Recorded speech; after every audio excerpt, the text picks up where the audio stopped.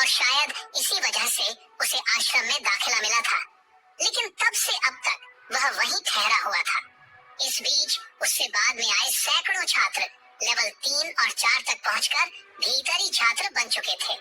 वहीं आर्या अब भी सहायक छात्र ही था, जिसे बाकी छात्र अपने कपड़े धुलवाने, झाड़ू लगवाने और तमाम छोटे मोटे कामों के लिए इस्तेमाल करते थे और उसको जलील करने में कोई कसर नहीं छोड़ते थे। एक सुबह जब वह झाड़ू लगा रहा था, तभी एक तेज और व्यंग्य भरी आवाज ने उसे रोक दिया। देखो देखो, कचरा आदमी कचरा साफ कर रहा है, यही है इसकी औकात।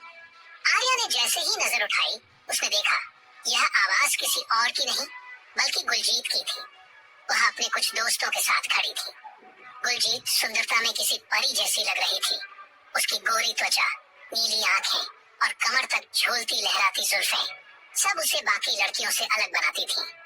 गुलजीत अब लेवल 4 तक पहुंच चुकी थी और इस बार भीतरी छात्रा बनने का दावा पक्का था। उसे अपनी शक्ति और सुंदरता दोनों पर गर्व था और वही घमंड अब उसके हर शब्द में झलक रहा था।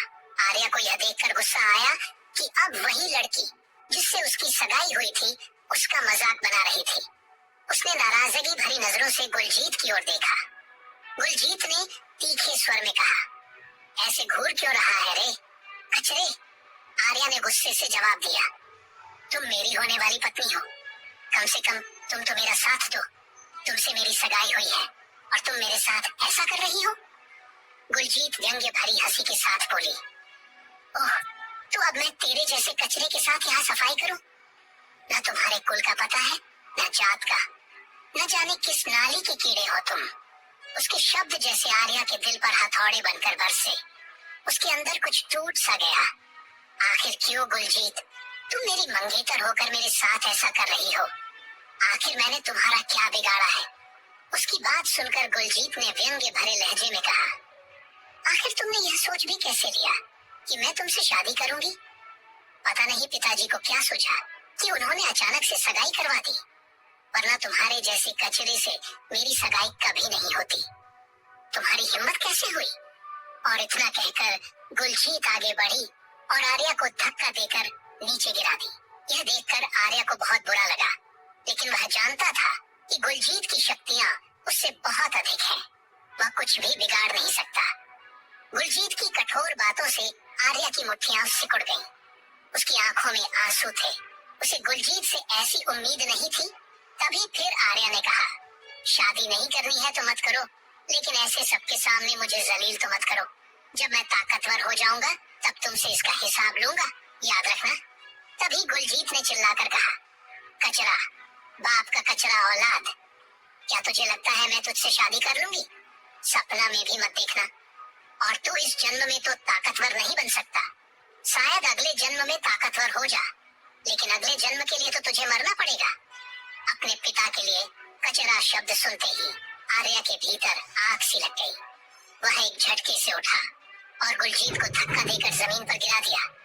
इससे गुलजीत का चेहरा गुस्से से लाल हो गया। गुलजीत के साथ आए लड़के उसे पकड़ लेते हैं और आर्या पिटाई खाने लगता है।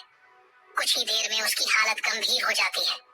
शरीर पर कई चोटें, मुंह से खून बह रहा है।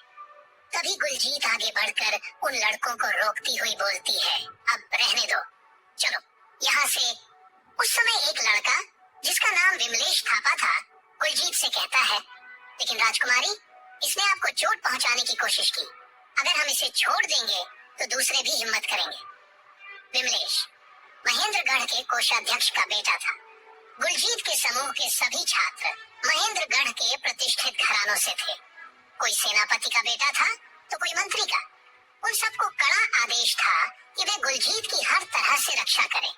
लड़कियां भी किसी न किसी पदाधिकारी की बेटियां थीं। गुलजीत ने विमलेश की तरफ घूर कर देखा। वह सहम गया। 2 कदम पीछे हटकर घुटने टेक दी और बोला, माफी चाहता हूँ राजकुमारी, आगे से ऐसा नहीं होगा। हालांकि विमलेश लेवल 4 का लड़ाका था और गुलजीत लेवल 3 में, पर वह राजा की बेटी थी। उसके सामने किसी की बोलने की हिम्मत कितनी। फिर गुलजीत ने सख्त आवाज में कहा, आज से 3 दिन तक महेंद्रगढ़ के सभी छात्र तुम्हें ही कमरे की सफाई करवाएंगे। विमलेश ने राहत की सांस ली। माथा टेक कर कहा, गुलजीत अपने लोगों के साथ चली गई। गुलजीत आंखों से ओझल होते तक विमलेश वहीं घुटनों पर बैठा रहा।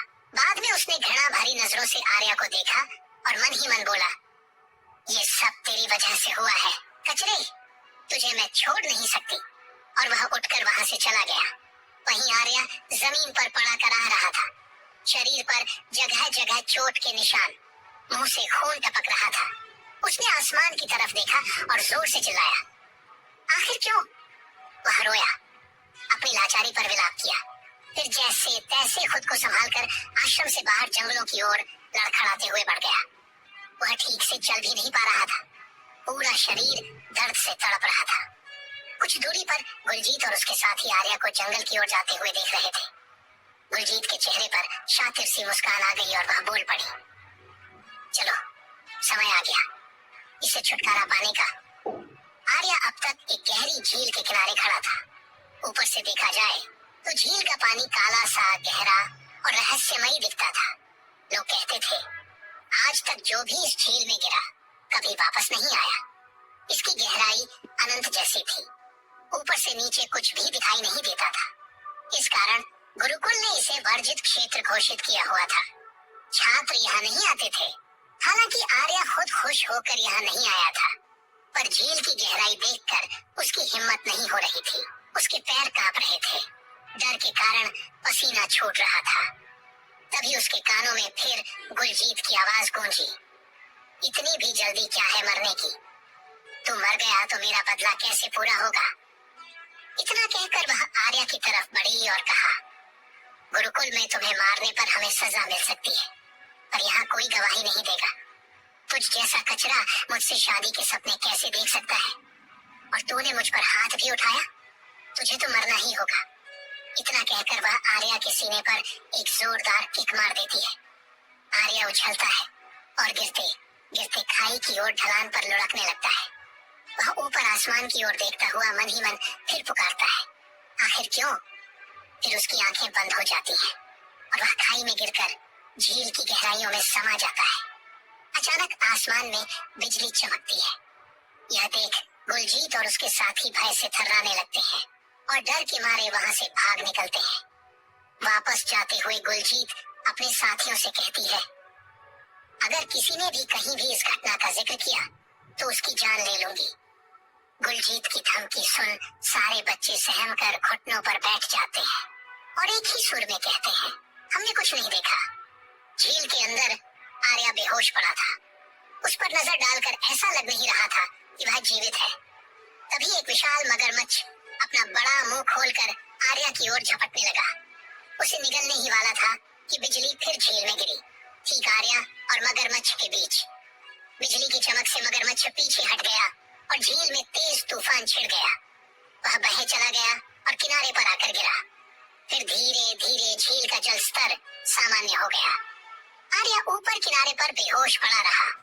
अगली सुबह जब सूर्य की किरणें उसका चेहरा छूकर पड़ती हैं, तो उसकी आंखें खुल जाती हैं। वह सोचता है, क्या मैं मर चुका था? क्या यह नरक है? फिर उठकर बैठता है और पाता है कि उसके सारे दर्द गायब हो चुके हैं। उसके हाथ में एक अंगूठी पड़ी थी, जिसे देखकर वह हैरान रह जाता है।